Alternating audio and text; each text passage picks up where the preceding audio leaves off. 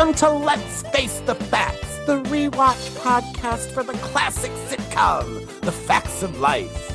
Join us each week as we synopsize, analyze, criticize, and ultimately idolize the show.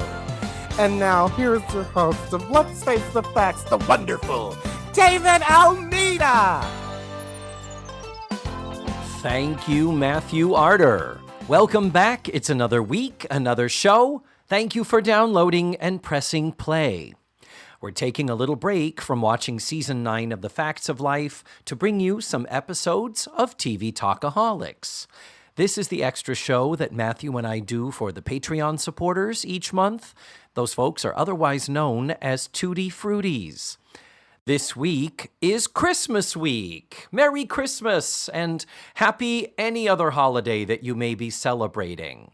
Just in time for the holiday, I'm giving you episode 13, where we watched It Happened One Christmas, the 1977 TV movie update of It's a Wonderful Life, starring Marlo Thomas, Orson Welles, and Cloris Leachman.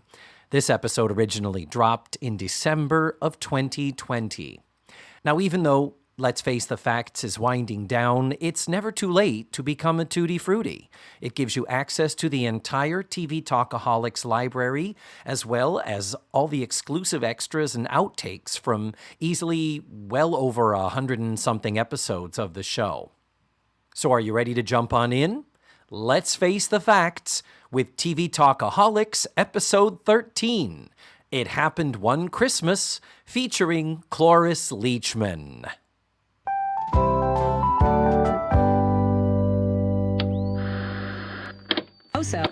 No. More about gel coat. When the force... Don't you call in the...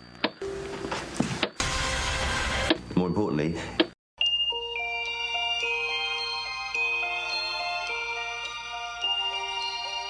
Well, Merry Christmas, Tutti Fruities, and anyone else who might be listening. TV Talkaholics Christmas 2020 edition. Woohoo! I came upon a midnight clear, and a New Year's Eve clear, and the day after clear. It's pretty much an... Oh, you're recording. I'm sorry. Yes, I'm sorry. Yeah, we were starting. I'm sorry. I'm David Almeida. Hi, David. I'm a talkaholic. Oh, that is unfortunate. You should seek help for that. No, that's the brand of the show, and then you... Oh, shit. Okay, I'm Matthew. Hi, Matthew. Oh, God. Hi, Matthew. Aren't you supposed to say, like, you're special or something? Or is that a different meeting? What? I don't know. I think that was when you were in grade school, and they told you were special and sent you to speech therapy, was it? Yes. Or I'm from before that generation when nobody was special. You and me both. Well, I'm older than you, of course. We were, each generation behind us was labeled as less special. Yeah, I got no participation trophies, not one. Mm-hmm. Yeah. And that would have been all that was on my wall for sports stuff. Oh, God. Yeah, I didn't do any of that. Are you kidding me? That's why we can talk about TV and the facts of life and all this stuff, because we were given the gift of lack of physical ability and sportsmanship.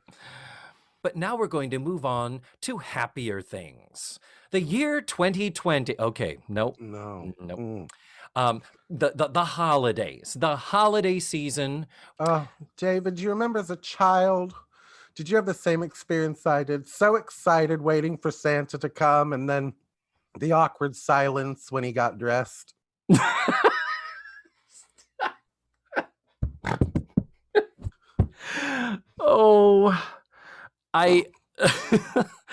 That this is uncomfortable. Normally it's just like laughter. This is uncomfortable laughter, because I am one thing, for how inappropriate my sense of humor can be.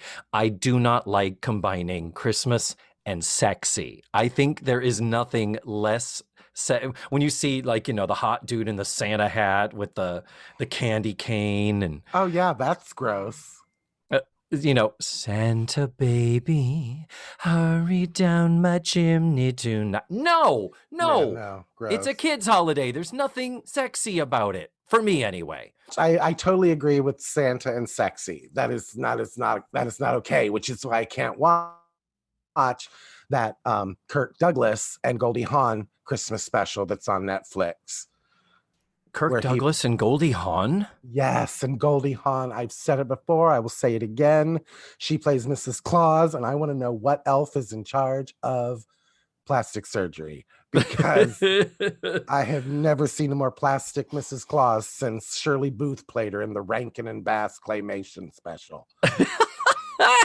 Do you mean Kurt Russell and not Kirk Douglas? I think there's a couple of centuries. What did I say? You said Kirk Douglas. Oh, Jesus. No, not that freak. No, isn't he dead? He is. He's dead, yes. So in the spirit of Christmas, Matthew and I watched It Happened One Christmas. The wonderful 1977 TV movie remake of It's a Wonderful Life. Hopefully you may have watched it already on Amazon Prime Video. That is where we watched it. And it was certainly a movie, wasn't it? I wasn't mad at this. No. I mean, it wasn't terrible. I mean, we don't have a whole lot to make fun of. I didn't take notes for some reason. I couldn't take my eyes off of it. No, that's good. Hopefully I will say this before I say anything else. I will not have a bad word said about Marlo Thomas. I will not have one bad word said. She is a goddess, and everything she does is correct. She is the original woke woman, and I am here for her. You know what? I will not disagree with you one bit. No, Marlo she really is the shit. And that girl, people call it a landmark TV show because it was about a single girl. She had a fucking boyfriend the entire damn show. It was her fiance. They were engaged, weren't they? And her dad completely ran her life. So. Yeah, it was. Yeah, no, it was not that. It was no Mary Tyler Moore show. Very different. But I will say, she is, she is an activist, and she is still working, going at it to this day, and we still see her. She still appears on back when we could go to the movies in the before times, she would be up there. What was the charity? St. Jude. Oh, St. Jude's, of course, because Danny Thomas, her dad, yeah. So yeah, she'd appear on the screen and be like, "Hi, I'm Marlo Thomas." And she's 83. She does have Lucille Ball voice. She smoked pot her entire life.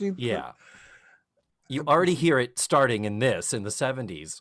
But free to be you and me, free to be. Oh God, did you have that album, David? Free to be you and me. I did not. And I did watch the special, and I don't remember any of it. I need to revisit it because I remember loving it, and I know it's beloved. And what is it? Is it kind of like a diversity, love yourself? Yes. Kind of a you are special. There's a song called It's Okay to Cry. Oh. I mean, it wasn't when we were kids, but that's nice that someone wrote that song. And if you did cry, you'd get something to cry about. Bless. But this is a 1977 remake. We chose it because of the holiday season, and in the Facts of Life adjacent realm, this stars our beloved Cloris Leachman. And two other Facts of Life crossovers. Don't know if you knew that. I want to go through a lot of the supporting cast because they are all familiar faces. Every time I turned around, I was like, "Oh my God!" and "Oh my God!" Yeah. But what we've got here is a remake of the Frank Capra 1946 classic, It's a Wonderful Life. And I'm going to operate under the assumption that most everybody listening to this is somewhat familiar with It's a Wonderful Life. And I really personally was not. That's not a movie I watched a lot of growing up. And I did rewatch it before this to reacquaint myself just to be sure. And I'm glad I did. So the title comes from another Frank Capra movie called It Happened One Night, which is one of his comedies. And so they combined it. It Happened One Christmas. Combine them together. Salute to Mr. Capra. I approve. Absolutely. It originally broadcast on Sunday, December 11th of 1977. Normally, the $6 Million Man would have been on ABC. I'm not sure if this preempted it or if there was another Christmas special. Now, on the tvtango.com, which is where I go to look and see what else was playing that same night when this premiered, all it shows is CBS, where we've got your 60 Minutes at 7 p.m., and then Rhoda, On Our Own. Do you remember On Our Own? Mm-mm. On Our Own was a short-lived buddy show, two gals who lived together and worked together, kind of like a Laverne and Shirley thing. What On Our Own is notable for is one of the stars of it was the actress who played young Dorothy Zbornak whenever they would do the flashbacks on Golden Girls. Oh. She was one of the stars. And that actress's name is, I just looked it up, Linny Green.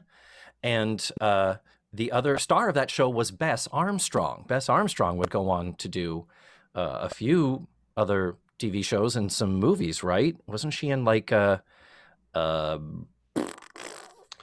if you see Bess Armstrong, you recognize her. She's done stuff. She went on to do stuff too. So, but she's not in It Happened One Christmas. No, she was on the other network running simultaneously, as was All in the Family, Alice, and the Carol Burnett Show, which I was like, Carol Burnett on Sunday night? But this is the final season of the Carol Burnett Show. And then on NBC, we would have had probably The Wonderful World of Disney and probably some type of a movie known as The Big Event was what they called their Sunday night at the movies thing like that. So, yeah. Do you want to go over who wrote and directed it briefly? Making air quotes with briefly. Now, it was directed by Donald Rye. That is W-R-Y-E. And after this, he directed the movie Ice Castles. Remember Ice Castles? Please don't let this feeling end. We forgot about the flowers. But then after that, it looks like he kind of went back to doing mostly TV movies. And he has a lot of TV movies to his credit. Look him up on IMDb. What, do I have to do everything? I'm not your fucking mother. Come on. And then... they are paying for this. I mean... And yeah, well, they're not paying for me to be their research analyst. They're paying for you and me to make pithy comments about this. And speaking of pithy comments, the writer... Now, there's some air quotes that need to happen. The writer of this movie, Why? Lionel Chetwynd, Chetwynd. I'd like to buy a vowel, please. The adaptation, this film, do you have a lot of recollection of the original It's a Wonderful Life? It wasn't in heavy play when I was growing up because Jamie Stewart was what my mother and grandmother referred to, and I believe I've mentioned this before on this show or others. Jimmy Stewart was what my grandmother and mother called a puke. Oh, that's where you've referred to other people as a puke. I didn't know that was something you inherited. Yeah. They didn't like, God, I thought every woman over the age of 50 in the 70s was like damp in the drawers for him. Yeah. Really? Yeah, I know the cheese stands alone, I guess, but yeah. Wow. So we know. And also, honestly, growing up, Donna Reid, I don't get it. I never understood her appeal. I tried watching her TV show that was on for apparently 15 years or something. Yeah, crazy, yeah. But I never watched it, never did. It might have been Ken Reid on his show, where basically he says it's a good show. It's kind of your typical 50s sitcom family thing, but a lot of what drives it is her being really neurotic, like her overreacting to things and making a big deal and mountains out of molehills. I don't know. Tutti Fruities, did you watch the Donna Reid show? Tell us about it. What did you think of it? Would be interested to hear. Did you watch It's a Wonderful Life? Yeah. Well, I think I'm in the minority that I am not as familiar with it. I think most people did watch it. But this is a good moment to bring in the fact that It's a Wonderful Life was not considered a classic until after this. Part of why they made this, because you'd think to yourself, who would make a remake of It's a Wonder? Why? Why bother to do this? But the fact is they were looking to update it because the movie wasn't in heavy rotation and it really hadn't tipped over into being a classic because it hadn't fallen into the public domain yet, at which time every TV station started running it around the holidays 24 hours a day. And that's when, just due to being overfed the movie, kind of like Christmas Story, where everybody suddenly knew the movie and it became a classic. That we were not there yet. So doing this was kind of an attempt to, let's revive the story and see if we can update it and let people experience it a little differently. Yeah. But back to that, with that in mind, that's why there is surprisingly little adaptation here. The story tracks almost scene by scene with the Jimmy Stewart original. And that was surprising to me. I thought there was going to be a little bit more going on with that, particularly with the gender swap, particularly with Marlo Thomas being such a feminist that I thought it would be able to touch upon some more women's issues. And it unfortunately doesn't really do that. I mean, there are things that happen to her that imply what a strong woman she was, you know? Mm-hmm. So I don't know. I think it's her, what do you call it? Her underplaying it. Yeah. But I mean, in the writing and the plot, Oh, yeah. you would have thought there would have been something more about, you would have thought there'd be something more about her being a woman who owns a business. Like she's the head of the board and the board won't continue with the business unless it is her because of her idealism and her mindset. It's kind of interesting where on one hand, you wish they had made a bigger deal out of she's a woman who runs a business. That's not done. And on the flip side, I think that almost weakens the movie a little bit because for how compassionate and how empathetic this character is, the George Bailey character, the Jimmy Stewart equivalent, in female form, there is kind of a sense of, well, yeah, I would hope she would be this way. It's men who are the fucking assholes out there who don't give a shit about people and only care about money. But before I go on, Lionel Chetwynd, who did the adaptation, he did do a lot of writing after this, nothing particularly high profile, but there's a lot of political and or historical movies and series. So this seems to be a little bit off-brand for him because everything else seems to have governmental, historical things happening with it. And the music was written by the wonderful Steve Lawrence, not Steve Lawrence of Steve and Edie Gourmet. Damn no. it. This is Stephen J. Lawrence. And guess what other music he wrote, Matthew? What other music did he write, David? Free to Be You and Me. Oh, so Marlo was comfortable with him. Mm-hmm. Oh, good for her. And Free to Be You and Me was 1972, so it does predate this. And I like the music, other than it is a little 70s TV movie, a lot of clarinet going on there. A lot of clarinet. It didn't stand out to me. Like I wasn't, it's not like listening to Star Wars where you're like, oh, well, that's a good song right there. Yeah. For those who don't know the general plot of It's a Wonderful Life, you always hear it is about every time a bell rings, an angel gets its wings. Well, this is the movie about an angel who is sent down to Earth to help one George Bailey in the original. It becomes Mary Bailey in this one. And the angel finds George in deep, deep distress on Christmas Eve. And so when George wishes that he had never been born, the angel grants his wish and he gets to move about through his hometown as though he had never been born, did not exist, nobody knows him, and he sees how different and changed the town is and how much worse off it and everybody he knows is because they never crossed paths with him. So he stops wishing that. The angel lets him be alive again. And because George's mind has changed and everything turns out good, the angel gets his wings. Ta-da. What I was not prepared for, Matthew, was that the original movie is 2 hours and 11 minutes long. Yeah. Holy fuck balls. Well, this one was 2 hours, wasn't it? This was an hour 50. Yeah. For a TV movie, it must have run 2.5 hours, I guess. Or, I mean, that's long. Typically, you'd have a 90-minute movie would be 2 hours with commercials. So, yeah.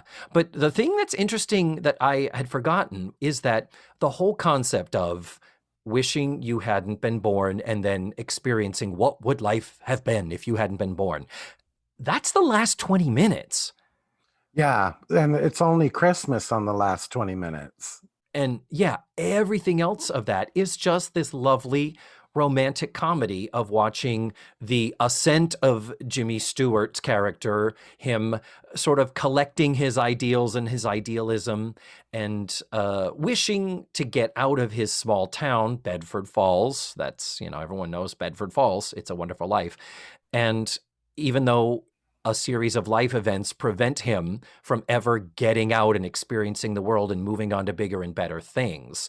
The idea of the movie is that his life wasn't a waste and he created so much good on a small scale in his community.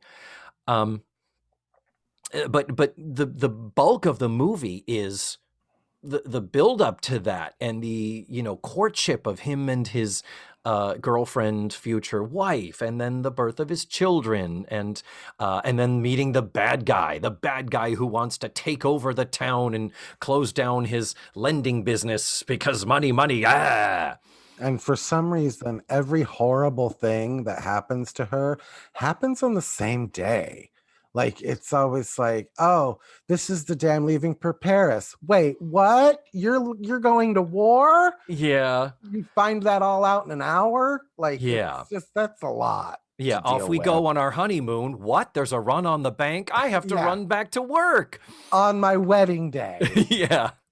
But the original does that too. This is yeah, I get it. It's just it's like Jesus, better in this home, aren't we? Yeah, like we're beating this dead horse. But it kind of it does make you kind of put this in the category with Die Hard. Is it a Christmas movie? Oh, I think it is. Just because the last 20 minutes it ends on Christmas. That makes it a Christmas movie. Yeah, I think if anything, you could say it's a flawed Christmas movie because it's, an hour and 50 minutes of exposition leading up to the story that is the Christmas, which is the last 20. But you find yourself almost saying, Jesus, when is she going to try to kill herself? Come on. Oh, yes. So but let's kind of fixate again a little more on this writing and the adaptation. They didn't even change the time period.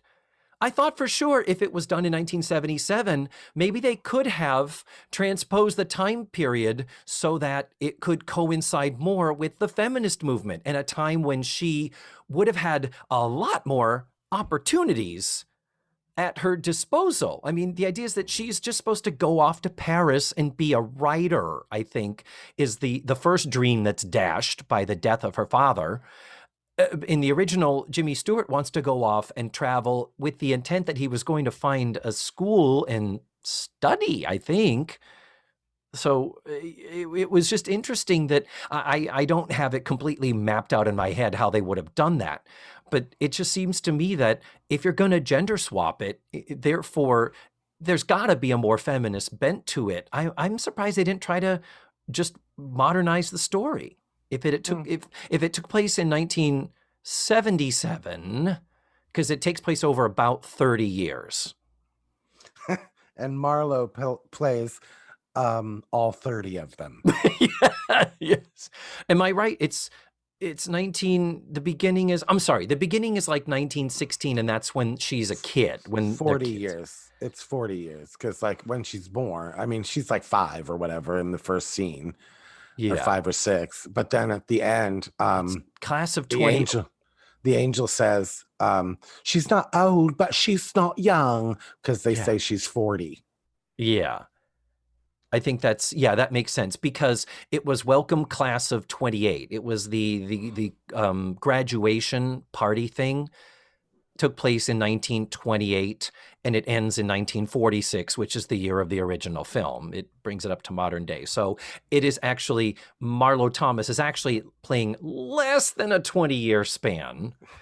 And she's she 16 in one scene. She's 16. In real life, she is 40. Absolutely. And it is, actually, she turned 40 like the week that this was released. So she was 39 while they were filming it. But it reminded me of Judy Garland's Me and My Shadows, when Judy Davis took over for Judy Garland. One scene too early. One scene too early. Yeah, we have Tammy Blanchard playing childhood Judy Garland up to teenager and Wizard of Oz. And then Meet Me in St. Louis. Suddenly 60-year-old Judy Davis riding a trolley. Clang, clang, clang. But yeah, so it surprised me that the time period was the same. And we always have curious things in the 70s when they do a period piece. They do get some of the costumes right. Some of the costuming is actually, I was very impressed and I liked it. But damn, it's like hair and makeup people had no earthly idea how to style hair that wasn't contemporary. My God, it is one of those things that I just can't handle. Mm-hmm. And it's like one of the reasons that I can't watch like movies like Funny Girl, because every woman in that movie has a beehive haircut. Yeah. And has cat eyeliner on. Yeah. And I will say it is the only flaw, other than Patrick Swayze, with Dirty Dancing. The fact that it's supposed to be 1962 and Jennifer Grey has a Barbra Streisand Star is Born perm. A blunt cut perm like you would have in 1988 or whenever Dirty Dancing was out. Yes. 87. Yeah.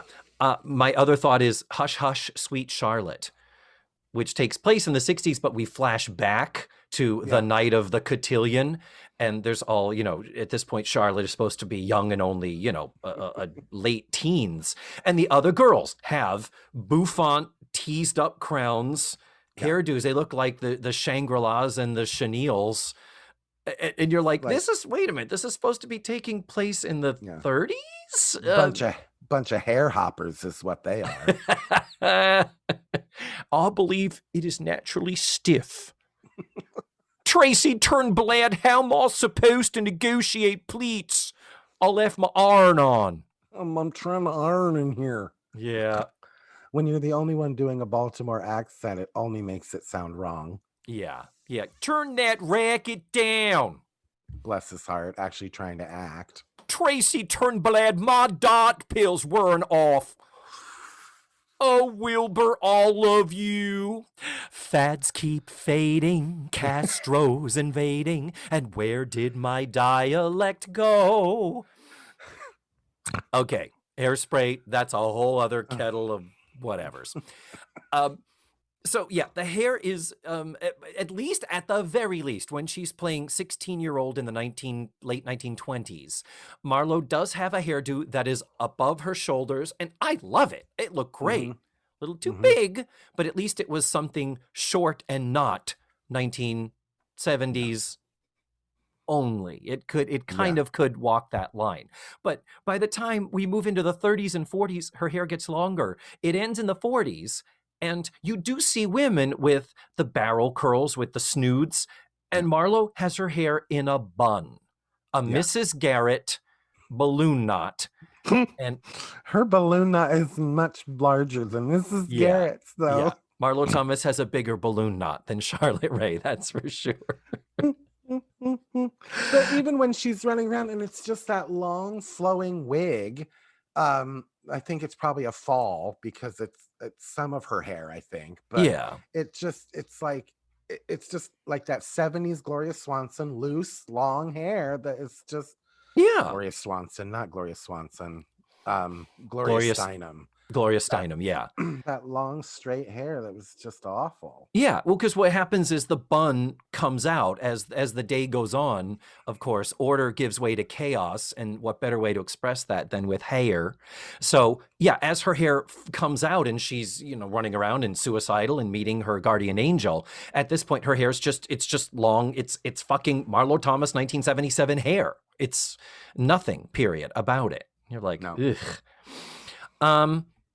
We really don't need to discuss Wayne Rogers in the role of the husband in the Donna Reed role, because he is the best word I can come up with is he's fine.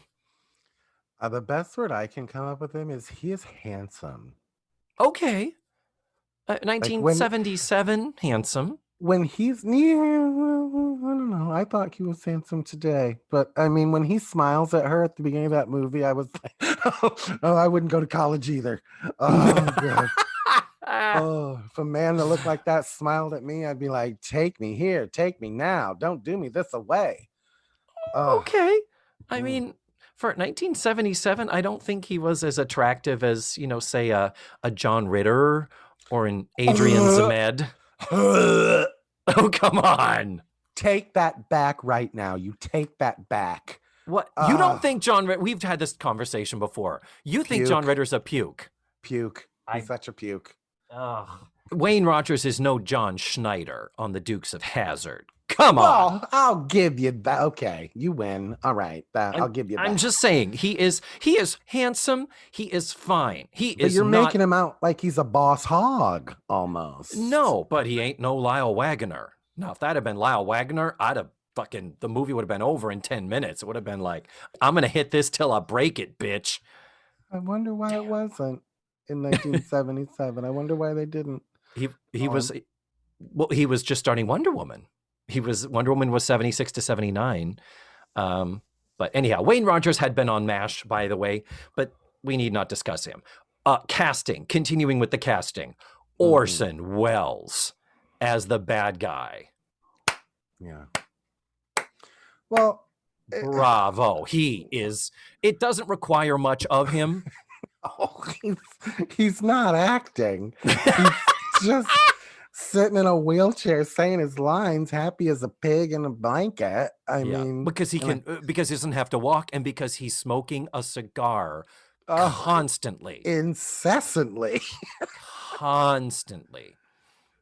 So there's that. But then at the beginning of the movie, we do hear the voices of the angels as they did in the original, where it's like, oh, Mary Bailey is in crisis this Christmas Eve. We need to send a guardian angel. Well, who do we have? Well, all we have is Clara. Clara. Oh, fuck shit. I thought it was kind of dryly funny because the way he timed it, he goes, who do we have? We have Clara. Who else? Yeah. I don't know. I kind of went, no. When he did it. I don't disagree with you on that at all. But then when they do call for Clara, and the idea is the whole movie is flashback. I guess it's God bringing Clara up to speed to understand what Marlo Thomas has been through that leads her to this suicidal Christmas Eve. But when we finally hear Clara, we hear this little voice, and it's talking in an English accent, in this sort of little Cupid doll accent. And it took me a while before I realized, oh, wait, that's Cloris Leachman. And that's when you enter the applause that Jan Brady would have gotten. Just when you mention her name. It was Cloris Leachman. Yes. Bravissima. Because honestly, she can do no wrong. She, I think, except with the choice of this. What was that choice of the dialect? British? Yeah. She could have been so much funnier. And they really did miss a lot of opportunities for comedy with her because she's so funny. And I will take it to you. No, I don't disagree with you. This brings up an interesting point because when you look up It Happened One Christmas on Wikipedia, it says it is a 1977 American made-for-television Christmas fantasy comedy film. Mm-hmm. And I thought, fantasy comedy. I'm going to say it.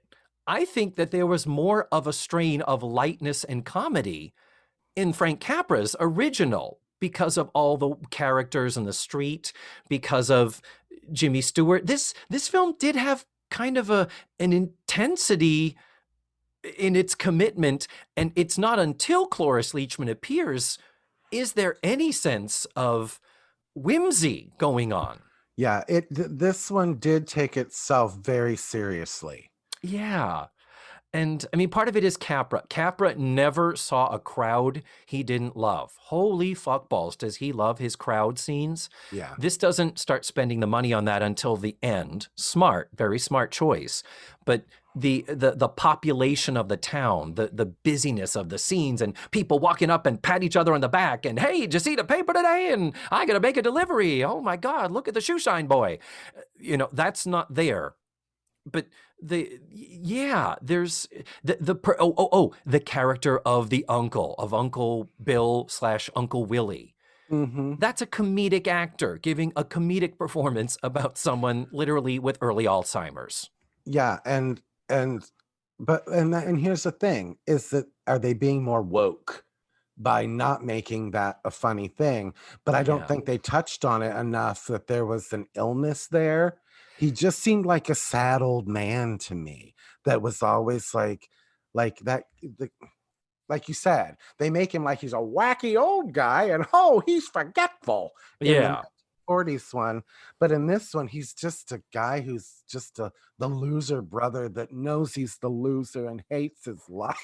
Yeah, it's a much more tragic comic character, and again, there's no comic there. It's really kind of tragic. They could have written him some funnier dialogue or made him dottier, because there was nothing there it's not like he had dialogue that he was playing wrong. He's just just wasn't. It was not there. Same with Cloris Leachman. She just wasn't given the comedy to do. It just that's a pretty funny part because he is. I mean, anyway, the character of the angel has such an interesting angle on the play or on the show because of how he's seeing it and what's in it for him.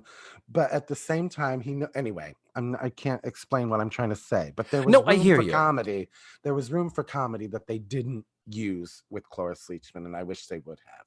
Yes, it's the fact that the angel is not of this world. The angel could show up and almost be saying to Marlo Thomas, "Lighten the fuck up, girl." Well, and I was just thinking like stupid things. Like there's a scene where she goes, "Where's my car?" She's from like a Dickensian era. Mm-hmm. Like, how funny would it have been to have Cloris Leachman be like, "What's a car?" Yeah. Oh no! Do you think your horses are all right? Hitting the car, like, what the hell is this machine? Oh. That would be funny to have her experiencing the world in the bar and you're right. But I mean, I guess she's an angel, so she's seen it and like she know. I don't know, but there was just so many places I thought, oh, that would have been funny. Yeah, she supposedly watched the movie with us as a viewer, and but she does. This is not to say that she doesn't find some quirkiness and some things in there. Cloris Leachman is the master at doing that. Yeah. If you're not sure, watch the pilot episode of Wonder Woman where she plays Wonder Woman's mom, and it becomes a different TV show in her scenes because it's Cloris. She is so influential in her presence that it just makes it a little bit wackier. She's the only, her and Martha Plimpton together on Raising Hope is some of the best television that has ever been filmed. I never watched that show and I heard such good things about it. It's great. And I love Martha Plimpton. Absolutely. Thumbs up. She's right goddamn brilliant. You should mention that Uncle Willie, the sad sack, is played by Barney Martin. What a great name. The Wonderful. He looks like a Barney Martin. He does.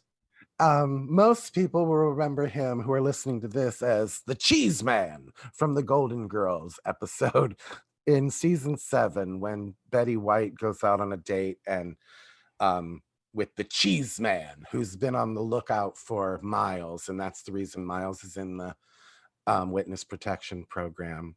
Really, David? You're looking at me like I'm talking out my butthole. No, I remember that. I'm not as, I don't have an encyclopedic knowledge of Golden Girls. When you say that, I remember. But it's not, I don't remember that it was him. You see, I would say Barney Martin, or as my family would have said it growing up, Barney Martin. The year before this, he was in the original Broadway cast of the musical Chicago in the role of Amos. And so the first recording of Cellophane, Mr. Cellophane, should have been my name, Mr. Cellophane. That was Barney Martin, ladies and gentlemen. And I think an even higher profile role that he has under his belt in the grand scheme of television, he played Seinfeld's dad on Seinfeld. Yeah. That's where straight people would recognize him from. Yeah. What is his thing? I sold raincoats for 40 years. Isn't that his thing? He was a raincoat salesman. I've never seen an episode of Seinfeld, so. Wow. I'm a homosexual, David. Yeah. Oh, come on. Really? No, it's true. It's true. Yep. Maybe you remember him from his star turn in Arthur 2 on the Rocks. Where he worked with Liza. So anyway, go ahead. But you started a lovely string here that I did want to cover, talking about how many familiar character actors pop up in this. Yeah. We have the owner of the drugstore. Remember at the beginning of the movie, there's a drugstore owner who is distraught after a family tragedy. And you know how drugstores have medicine and poison on the same shelf next to each other? And in a bottle labeled poison. Well, he almost accidentally prescribes poison to a kid, and it is, in the original, it's Jimmy Stewart. In this, because a girl wouldn't work at a drugstore. You see, this is it. You gender swap it, and then you're taking away her power, because she doesn't work at the drugstore. She's the girl hanging out at the counter. So was she part of, like, alerting him? Yeah, she said, sir, and because he's all upset, making it because his son died the day before. Yeah. They have to bring that up for some weird reason. Like, he couldn't just be flustered. Like, they had to be like, he's upset because his son died. Whoa, that is dark. That's, okay. At the beginning of the movie. Cheese and crackers. This has gotten dark real quick. But yeah, she points out that he poured the poison into the prescription. So then later, if she hadn't been born, he would have poisoned a child, and he gone to prison and comes back a drunk, homeless person. But it is played by the wonderful Dick O'Neill. And from where do we know Dick O'Neill, Matthew? Oh my God, so many things, but mainly from 2 episodes of The Facts of Life, David. Ding, ding, ding, ding, ding. He's in the shoplifting episode. He plays the store security manager that Mrs. Garrett flirts with. And at the end of the episode says that she got his phone number. So she alluded to the fact that they were going to maybe go out on a date, but we never heard anything about it. And then we're at the time of this recording, we've just started season 6 on Let's Face the Facts. Is it this season where he comes back as a love interest for Charlotte Rae, but not in the same character as the security guard? He is Ryan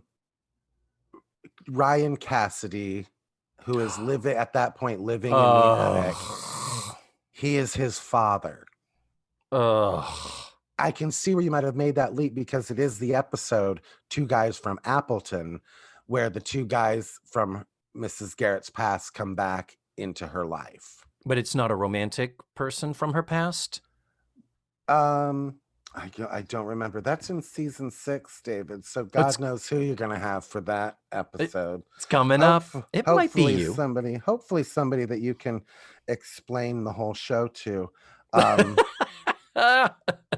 But he was also in an episode of your favorite show, Partners in Crime, starring Linda Carter and the wonderful Lonnie Anderson. We got to find those, man. I would love to watch some of those together. That would be great. Moving on. The mother, George Bailey's mother is a fairly prominent character in the original. Well, in this, she's a little less of a presence in the film, but it's played by Doris Roberts, the wonderful Emmy Award winner from best known as the mom in Everybody Loves Raymond. She's basically the mom in everything, for God's sake. She was the mom on Angie, the wonderful Donna Pescow sitcom. Since 1977, she's been playing a mom. It's true. She's one of those where when she was 30, she looked like she was 45, just always as the mom. She was 10 years older than Marlo Thomas. Was she? Yeah. Wow. Littler people in the show. There are two friends of the married couple of Marlo Thomas and Wayne Rogers. Their names are Ernie and Bert. I shit you not. I shit you not. Ernie is played by Archie Hahn. Archie Hahn is a big character actor. He's been around in a bunch of things, and he was also on Whose Line Is It Anyway, the English version in the early 90s. I first saw him on that, so I'm like, oh, that's that improv guy. And then this other big character actor named Morgan Upton plays Bert. There is a weird scene where after the big run on the bank, at which point Marlo Thomas has abandoned her honeymoon plans, these two friends show up with a limousine, and they're kind of playing out the, Madame, your presence is requested, blah, blah, blah. And the whole lead up is to bring her to the dilapidated rundown house that the husband always dreamed of buying and fixing up someday. In the original, it was the wife. This one, it's the husband. But afterwards, the two of them are sitting out on the front stoop, giving them their privacy, but they're out there singing a love song to kind of add some mood. They're getting a little cuddly and close there. Bert and Ernie singing a love song in harmony, perfect pitch. Just saying. May have had some early homosexuals here. I wouldn't put it past Marlo Thomas to put a gay couple into her 1977 television movie. Because she is woke. Amazing. She's woke and amazing. We do love her. And by the way, if there are any young people, and by young people, I mean, under 40, Marlo Thomas was Rachel's mom on Friends, Jennifer Aniston's mom on Friends. If you don't know where she ended up after this, that was her, probably, that was her highest, most visible role after that girl in the 60s. And you can YouTube the episode of The Donahue Show that she was the guest star on and watch them fall in love in 1 hour. It is the sweetest. It is amazing to watch. Oh, I need to watch that. That was, of course, 1980 when she married Phil Donahue, to whom she is still married to this day. Also very woke. Oh, God, yes. Jesus. We have Gino Conforti is the actor who plays Orson Welles' sidekick. He was the barber in Man of La Mancha. He played a cardinal in Angels and Demons in 2009. That was of the Da Vinci Code movies. There were 3 of them. Only the middle one was good. First one and the last one were awful. The middle one, this is the good one. And he was in 6 episodes of Three's Company as Felipe, the Latino short order cook, food prep cook at the Angelino's restaurant where Jack worked. And he was always bitter because he thought he should have been promoted to chef when Jack was hired. So he was kind of this fun little antagonist. And of course, Jack would go on to purchase Angelino's restaurant. And that's the future Jack's Bistro in the awful spin-off sitcom post Three's Company called Three's a Crowd. Oof. But Matthew. Yeah. Who is the most surprising supporting player in all of this? Cliff Norton. Cliff Norton? He plays Martini, the bar owner. Did you recognize he in something? I don't know. He was also on an episode of Facts of Life. Shut up! Cliff Norton, what did he play? Season 5 in the episode Next Door. Well, if you remember correctly, Jean Smart is the working mother who tells the boy from Mr. Mom that he can't open the door. Yeah. Yeah, he played Mr. Hanson. I don't know who Mr. Hanson was in that episode, but he played him. I went back and looked this up. He's the guy that comes up from the basement and is like, well, I fixed your furnace. And the problem is the pilot light or something. Remember Joe had not Oh, fixed the yeah. furnace? Joe's Beast story. Yeah. Yeah, Joe's B story. He's the guy that basically says, yeah, she screwed it up, but because she screwed it up, it could have been a lot worse with a gas leak. So the gas leak wasn't Joe's fault. In fact, it Right. helped alert them sooner. And then Joe decides she wants to go with him. Like, she's like, can I come along? And he's like, really? You're going to punish me like this? And then Yeah. as he leaves, he looks out and says, hey, I'm the one driving. Great character actor. I remember we really liked him when I did the show. So, yeah. I think the actor you're referring to was a surprise to everyone, and yet not a surprise to anyone, is the wonderful Corky St. Clair. Yes, Corky St. Clair. One of his early roles before Waiting for Guffman.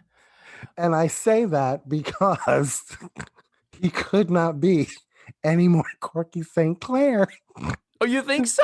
Oh my God, he's gayer than a glory hole with a peacock standing at it. No, I didn't think so. God, We're talking if he were about any gayer, he'd be on the Judy Garland Christmas special. We are talking about in the role of the brother, which is an important role in both versions of this. The role of Marlo Thomas's brother is played by a young, unknown Christopher Guest. And we're referring to Corky St. Clair. That's the character he does in Waiting for Guffman. But no, he doesn't talk like that with this voice. I got married.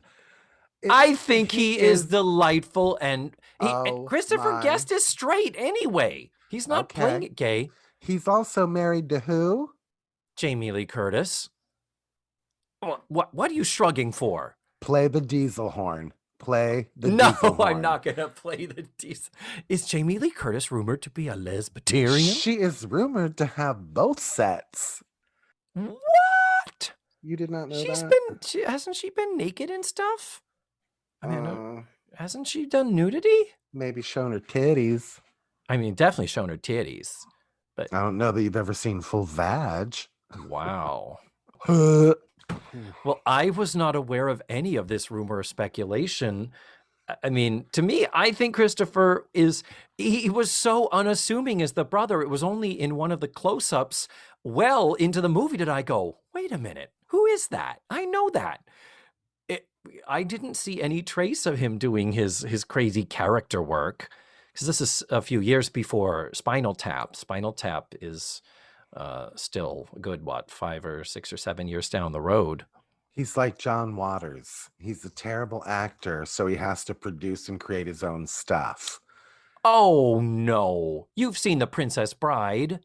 No, I never have. He's the villain in The Princess Bride, and he is magnificent. You won't have anything said against Marlo Thomas. I declare a moratorium. All right. On any shit talk about Christopher Guest. Fair enough. Fair enough. God. Okay. So that pretty much gets us through, I believe, the notable supporting cast of surprisingly familiar faces. And there's others too where you're like, oh yeah, that guy, or I'm sure I've seen it there. Yeah. So it should be noted, we've been talking about Cloris and what she did with this role. I think in addition to the humor and the lightness, she did bring a vulnerability, as well as there is no vanity about this. The 60s and into the 70s, those were the decades of the false eyelashes and the overdone makeup. And Cloris looks like she has some blush on her cheeks and her nose to give her that sort of been out in the cold Dickensian caroler sort of a look. I don't even think she's got mascara on. And Diana Eden kind of alluded to this as well. If it's for the character, that is the most important thing to Cloris Leachman. Yeah. Like, she doesn't care what she looks like as long as the character looks like she thinks it should. Yeah. So I think, yeah, she's an actress, for Christ's sake. Yeah, there's no vanity about her artistry. No. She's like, nope, it's all about the work and the character. Like And Betty Davis shaving her head to play Queen Elizabeth all the way fuck back. yes. And yeah, what Imagine if she Diana hadn't gotten the role. we're going in a different direction. Showed up like this. Wait, what? We're going where? I have a 7 head right now. What are you talking about? But yes, and if this is 1977, this is the same year that Mel Brooks's High Anxiety came out. And I just looked it up. It came out on Christmas Day. Like a couple of weeks after this was High Anxiety. And of course, that's got the amazing Cloris creation of Nurse Diesel with the gigantic shoulder pads up by her ears and the enormous cone-shaped breasts. And again, no makeup, other than I think they added a mustache to her. And yeah, she's awesome. And she was nominated for an Emmy for this performance. She's not even in 20 minutes of the movie. It's not a lot. Yeah, that was very strange. But when she the hell was Young Frankenstein, for Christ's sake? That was 72? Blazing Saddles and Young Frankenstein. 74. Okay. Yeah. Young Frankenstein was 74. Sorry. Yeah. And no, it's fine. I will point out it's interesting how at the beginning when they're talking about, do we have someone else that we could send? And he says, she's been here 200 years and she hasn't really learned much, I think is what he says. Yeah. And it's like, okay, if she's been there 200 years and now it's 1977, why is she dressed up in Dickensian garb, which is 1840s? Is when A Christmas Carol takes place, if you want to get literal here. That's 1840s. And she does reference the 19th century at one point. She says that it's like a throwaway line. She goes, this 19th century, or very popular in the 19th century or something like that. She makes a reference to the 19th century. Yeah. Which would imply the 1800s. Right. But if she's been there 200 years... that would get us to 1777. So if she's been an angel trying to earn her wings for 200 years, if she died in 1777, she should be dressed more like our founding fathers' wives than like a character out of A Christmas Carol. But of course, if you're going to do it Dickensian, of course, that's fucking Christmas. I get why they made that choice. So it could have been, well, she's been here 120 years and she hasn't learned anything. They could have literally pinpointed why she looks that way with the change of one number in one line of dialogue. Yeah. But who the fuck am I? But she even makes reference to her dress. She goes, yes, I was lucky enough to be buried in it. Also, interesting fact about in I think season 8 or 9, The Facts of Life does this storyline with Cloris Leachman as George Bailey. Oh, do they? Yeah, they take an episode where she wishes she hadn't come to Peekskill. And Santa Claus shows her what it would be like if she had not come to Peekskill. Bless. I can't wait to watch that, Gem. I'm sure it's a humdinger. So the last thing that I have in my notes that I just wanted to point out, this holds true for both versions of the story. And this is a little bit of a critique to the original as well as this one, that when the angel says, okay, you weren't born, you're done. And then when George/Mary they go to the bar and everything is different and everybody is acting differently. Suddenly you expect to see 3 black girls walking by singing Skid Row. But the thing is, they originally go to the bar. The car is missing. That's the first sign. And we have the whole thing of George's ear. Suddenly he can hear in his ear. It's kind of cool. One good thing is that she crashes the car and she bangs like her eyebrow, like right on her brow bone. And she's got a cut there and a bruise. So you do get a sense that she could be like, is this just a concussion? Am I hallucinating this? So I kind of like that component. but suddenly it's like the bruise is gone. And suddenly everything is different. But in spite of going to this bar and seeing people and they are not who you remember them to be and nobody remembers you, then it's like, well, I'm still going to go to this. I'm going to go and talk to the cab driver. He doesn't know who you are. I'm going to go home and look for my wife. She doesn't know who you are.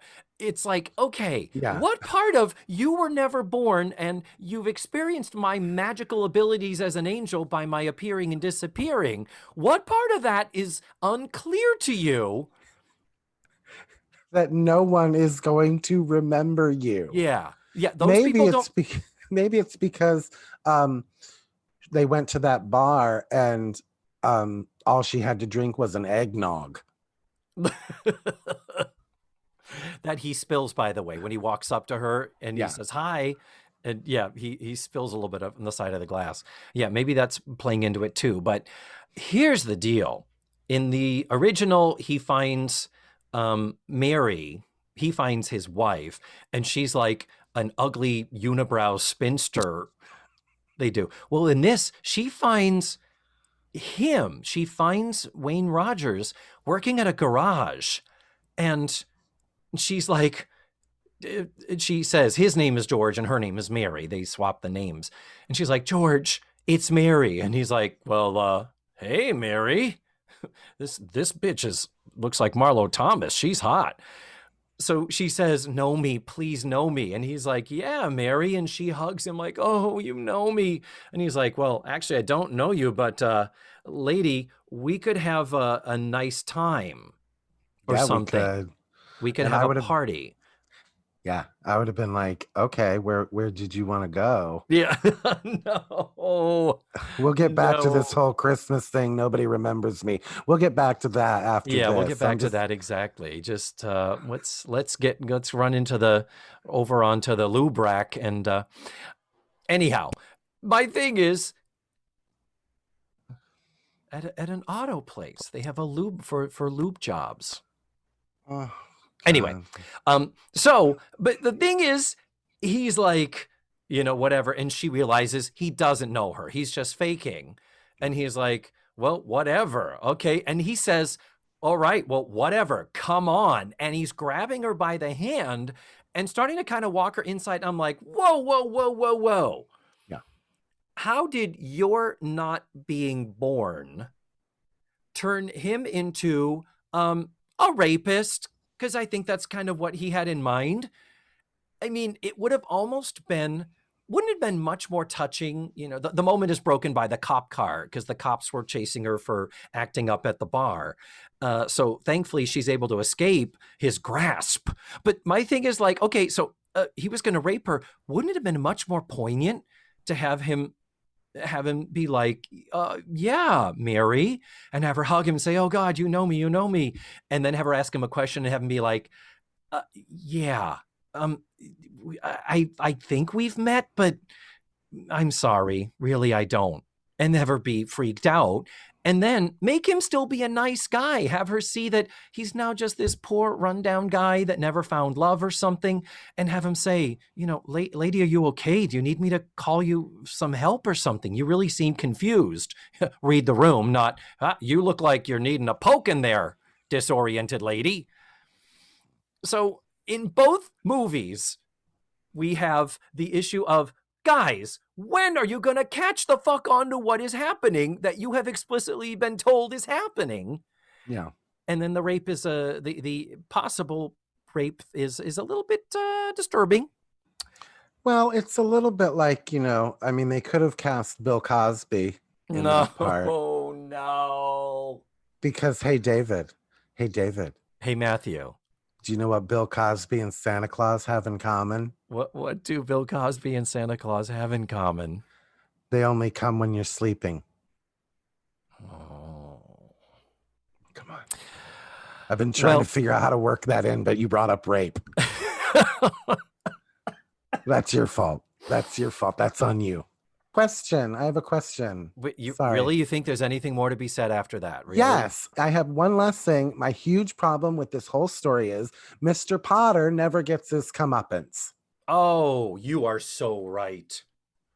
I would something dear scriptwriter, dear screenwriter, something to like Scrooge, make him realize I need to give this money back that I stole from Uncle Willie, because he did steal the money and knew he had the money. Yeah. So it's not like there was, if that hadn't happened, I wouldn't have been so angry about him not getting his comeuppance, because he just stayed an angry old man.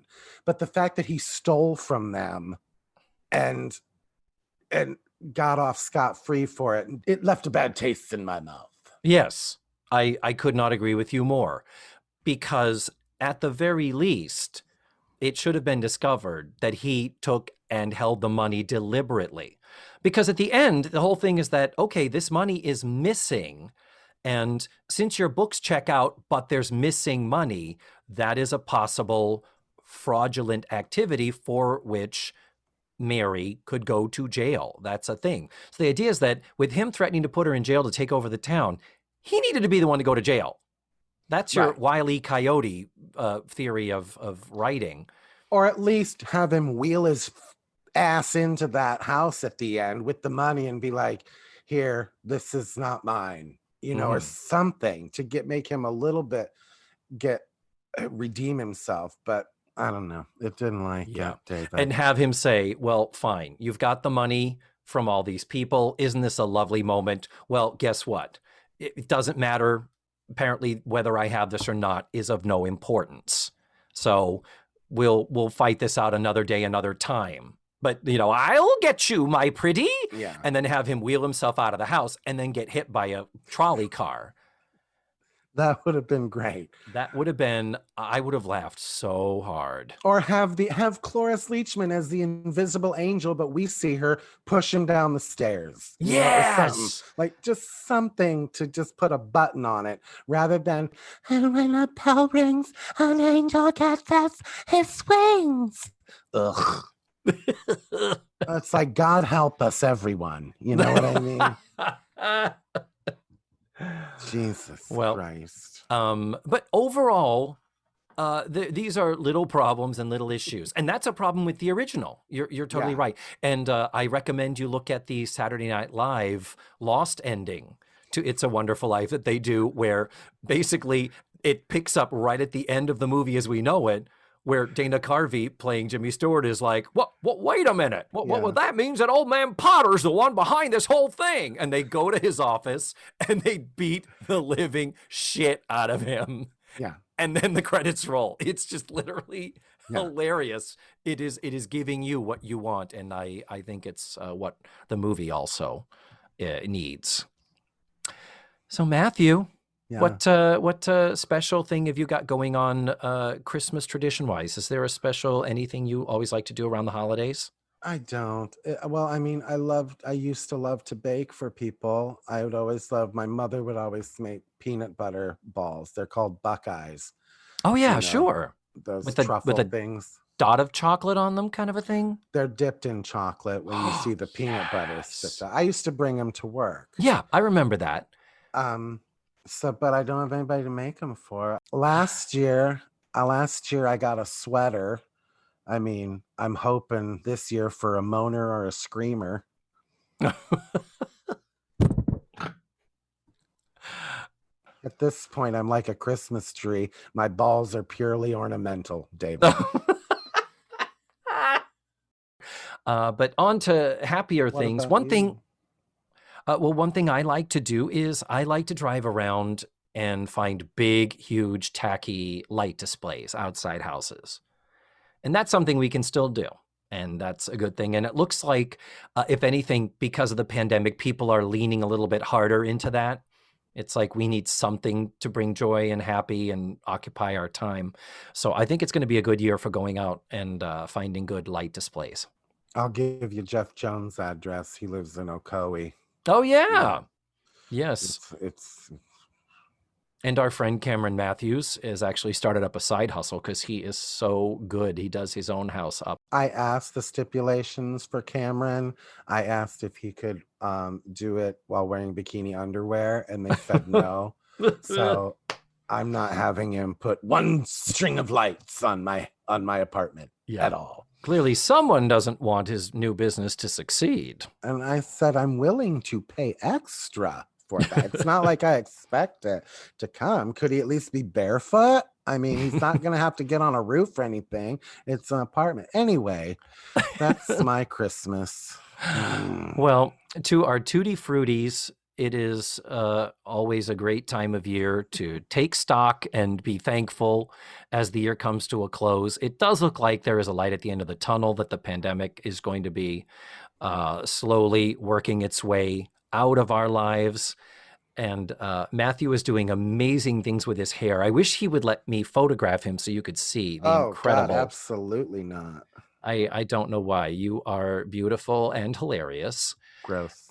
And but Tutti Fruities, Matthew and I both wish you a happy holiday season and a peaceful, prosperous, and healthy new year. If there was ever a time to say a happy and a healthy new year, I think this is the year to say it. Wouldn't you agree? What? And on that note, this is David Almeida. That was David Almeida. Oh, and I'm sorry. I'm Matthew. Yeah. Who cares? Nobody cares. I'll be alone on Christmas. I will call you. I promise. And Tutti Fruities, this was December TV Talkaholics, and we will talk at you next month. Bye.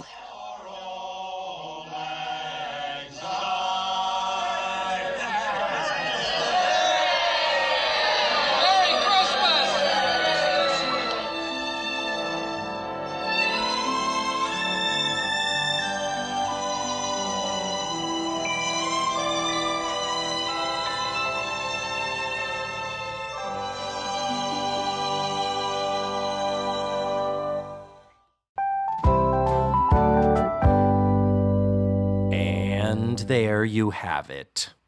We'll be back next week with The Facts of Life, Season 9, Episode 17, called Let's Face the Music.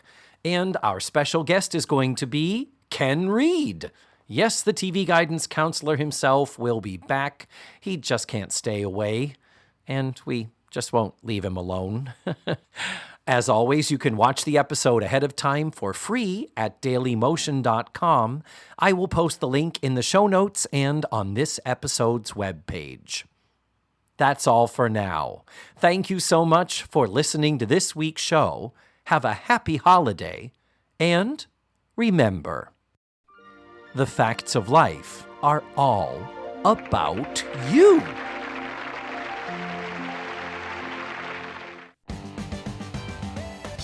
Let's Face the Facts was created, produced, written, hosted, and edited by the wonderful David Almeida.